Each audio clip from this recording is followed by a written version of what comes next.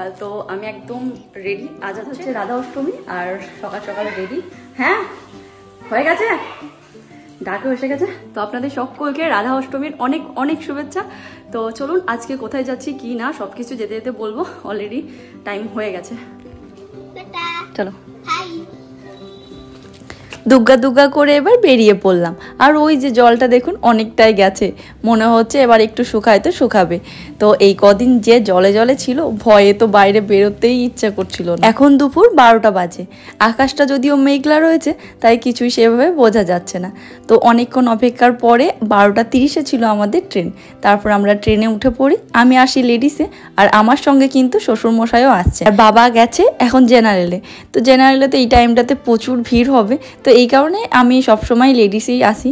যদি আমি একা যাই, যে কোনো সময় হোক, সকাল হোক বা বিকেল হোক, আমি এই লেডিসেই উঠে পড়ি। ওই যে দেখুন কাশ ফুল, এই ফুলগুলো দেখলে কি মজা লাগে না, মনে হয় যেন এই বুঝি পুজো চলে আসলো। তবে এই আসছেই কিন্তু ভালো, পুজো আসলে 4টের দিন, যদিও এবার আবার একদিন কম। তো এই কটার দিন যে কি তাড়াতাড়ি কেটে যাবে সেটা তো বোঝাই যায় না। হ্যাঁ মোবাইল কেড়ে নিয়ে চলে যাবে।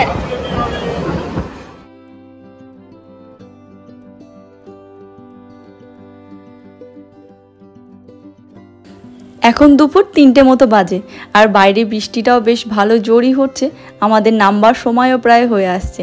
আর তার সাথে সাথে আর একটা জিনিসও আপনাদের দেখায়। এই যে এটা হচ্ছে আমার জেঠুমা শাশুড়ি, হচ্ছে মানে আমার বরের জেঠুমা। তো আমার জেঠুমা শাশুড়ি বা এরকমই একটা কিছু বলে। তো আমাদের কিন্তু ট্রেনে উঠে হঠাৎ দেখা হলো সেরকম না, আসলে আগে থেকেই ঠিক ছিল যে একই সঙ্গে যাব আমরা। এখন ওই 3:45 মতো বাজে, আর আমরা পৌঁছে গেছি দিদির বাড়িতে।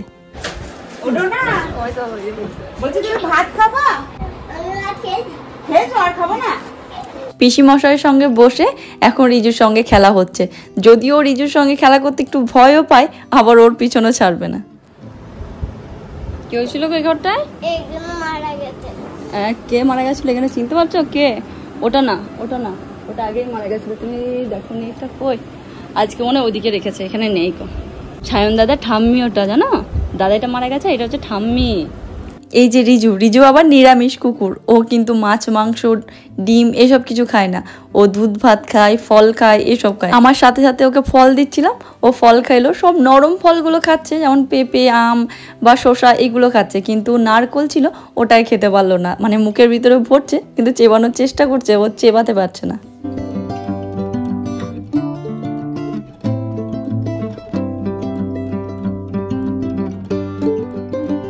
আর এই যে এই মহারানীকে দেখুন, এই যে জলে এখন কুমির আছে, তাই এখন ডাঙায় উঠে বসে রয়েছে। ও যখন চুপচাপ শান্ত হয়ে থাকবে তখন ওর সঙ্গে খেলা করবে, আর অমনি যেই রিজু খেলার মুডে আসবে ও তখন দৌড়ে গিয়ে খাটে উঠে পড়বে। এই রিজু কিন্তু আর হাইটে বাড়বে না, ওদের হাইট ঠিক এতটুকুই হয়।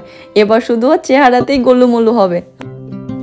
দেখছিলাম দিদির ঘরে ফটোগুলো, ওই যে ওখানে সব রয়েছে দিদি নাম্বার 1-এ। আর এইদিকে আপনাদের দেখায়, আমি যদিও আগে এগুলো দেখেছি।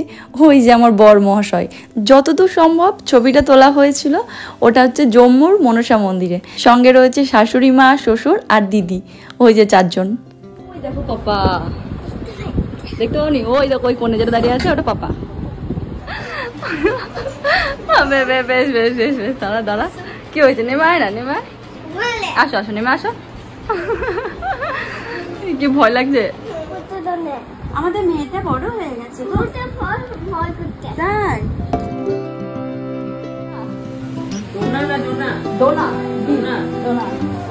এখন আমার ব্যাগগুলোকে নিয়ে চলে আসলাম মাসির বাড়িতে।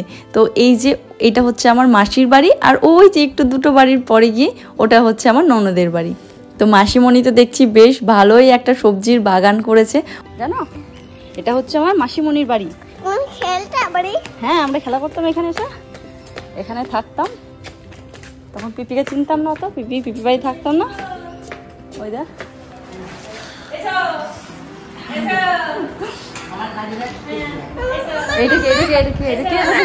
কে বসে দিল না, ও বুঝতে পারেনি এতক্ষণ, বিট্টুর কথাটা বুঝতে পারেনি। এই দিদিন আসেনি গো, বড় ছিল তো, তারা এখন দেখে দুজন নেই গো, আসেনি তো। বললো না দুজন ঘুমিয়ে গেছিল। পিছনে পিছনে, এই পিছনে, দরজার পিছনে, দরজার পিছনে।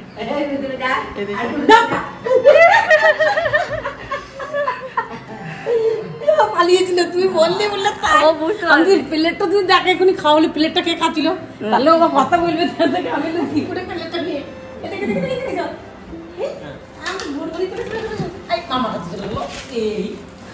তো আজকেই মাসির বাড়িতে এসছে আমার মা, ভাই আর দিদা।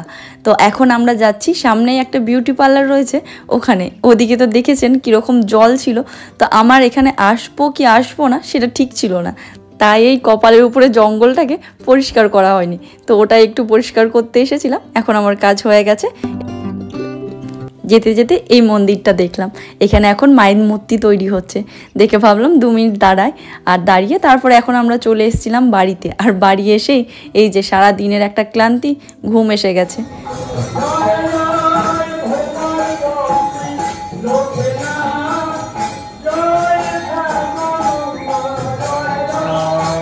এমা দেখেছেন, বলতেই ভুলে গেছি যে আমরা এসেছি এখানে কি কারণে। তো আমাদের সকলের এক জায়গায় হওয়াতে আপনারা হয়তো বুঝতেই পারছেন নিশ্চয়ই কোনো অনুষ্ঠান রয়েছে।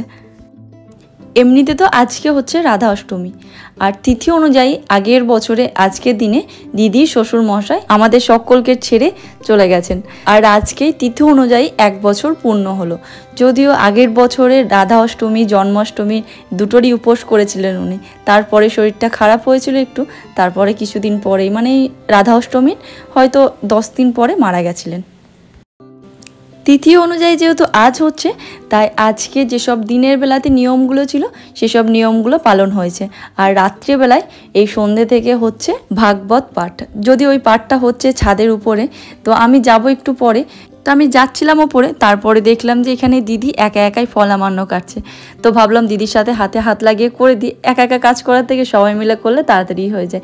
তো মাসিমণি, আমি আর দিদি 3 জন মিলে বসে পড়লাম এখানে ফলামান্য যেসব প্রসাদগুলো ওগুলোকে রেডি করতে। আর আমার এসব করতে বেশ ভালোও লাগে। আর আমাদের বাড়িতে যখন বিশ্বকর্মা পুজো হতো, মানে হয় এবারও হবে হয়তো, তো আমি যেতে পারবো না, তো বিশ্বকর্মা পুজোয় ঠিক এরকমভাবে প্লেট সাজানো হতো।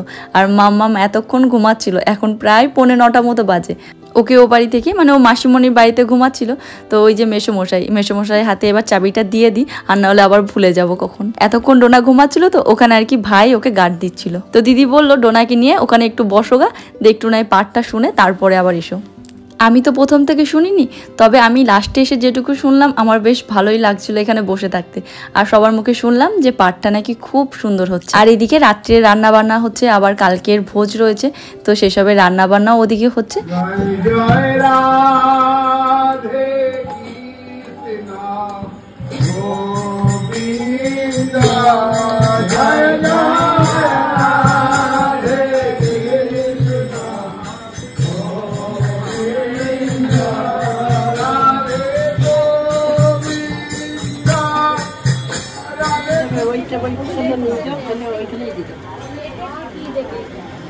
এই সবে পাঠ শেষ হলো, তো সবাই এবার উঠে দাঁড়িয়েছে। চলুন আমি আগে চলে যাই। তো এদিকে দিদি প্রসাদ দিচ্ছিল, আর এদিকে আমি আরও কিছুগুলো ফলামান্য করে রাখছিলাম। দিদি বলল যদি দরকার পড়ে তখন নেওয়া যাবে। এখন সকলকে প্রসাদ দেওয়া হয়ে গেছে, আর এখন দিদি, মাসিমণি আর আমি 3 জন মিলে প্রসাদ নিচ্ছিলাম। আর এটা হচ্ছে গোবিন্দর ভোগের প্রসাদ।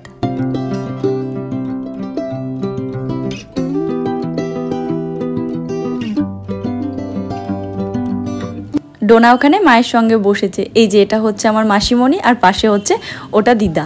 যেমন আমি আপনাদের সঙ্গে প্রত্যেকটা ভালো দিন ভাগ করে নিই, সেরকমই একটি ভালো মন্দ মাখানো দিন আমি ভাগ করে নিলাম। যদি আপনাদের এই ভিডিওটা দেখে কোনো কষ্ট লেগে থাকে বা খারাপ মনে হয়, তাহলে আমায় মাফ করবেন।